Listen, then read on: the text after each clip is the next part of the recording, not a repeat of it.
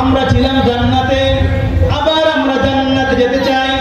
জান্নাতে যদি আমরা যেতে চাই তাহলে আমাদেরকে কোরআনকে আঁকড়ে ধরতে হবে, কোরআন পড়তে হবে, কোরআন মানতে হবে, কোরআনের আইন সমাজে বাস্তবায়ন করতে হবে। আল্লাহ পাক বলেন কুল্লা হাবিতু মিনহা জামিআ, তোমরা সবাই জান্নাত থেকে নেমে যাও। সুতরাং আমাদেরকে জান্নাত থেকে একটা গর্তের মধ্যে ফেলে দেওয়া হয়েছে। আপনাদেরকে আমি প্রশ্ন করতে চাই, কোন মানুষ যখন কোন গর্তের মধ্যে পড়ে যায়, ওই গর্ত থেকে উদ্ধার হতে হলে তাকে কি করতে হবে? তিনটা কাজ করতে হবে। কয়টা কাজ? তিনটা কাজ করতে হবে। এক নম্বর কাজ হচ্ছে উপর থেকে একটা রশি ফেলাইতে হবে। দুই নম্বর কাজ হচ্ছে যেই ব্যক্তি গর্তের মধ্যে পতিত হয়েছে ওই ব্যক্তিটাকে রশিটাকে ভালো করে আঁকড়ে ধরতে হবে, ঠিক কিনা?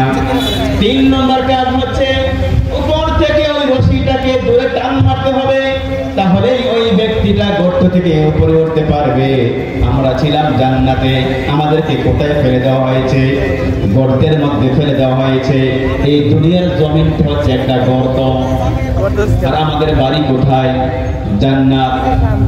আল্লাহ পাক বলে ফাইম্মা ইয়াতিয়ান্নাকুম মিন্নি হুদান ফামান তাবিআ হুদায়া ফালা খাউফুন আলাইহিম ওয়ালা হুম ইয়াহজানুন। আল্লাহু আকবার। আমার পক্ষ থেকে আমি একটা রশি ফেলাবো। কি ফেলাবো? রশি ফেলাবো। ওই রশির নাম হচ্ছে কোরআন। ওই রশির নাম কি? কোরআন। আল্লাহ পাক বলে ওয়াতাসিমু বিহাবলিল্লাহি জামিআ, ও দুনিয়ার মানুষেরা তোমরা এই কোরআনটাকে ঐক্যবদ্ধভাবে আঁকড়ে ধরো।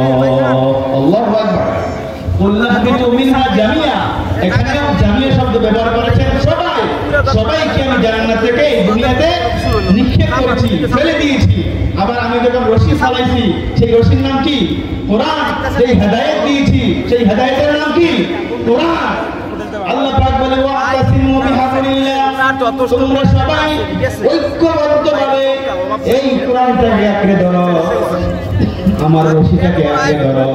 তাহলে এই রশিটাকে যখন তোমরা ভালোভাবে আঁকড়ে ধরবে, আবার এই রশিটা আমি টান মারবো, তোমরা সবাই জান্নাতে চলে যাবে। আল্লাহু আকবার।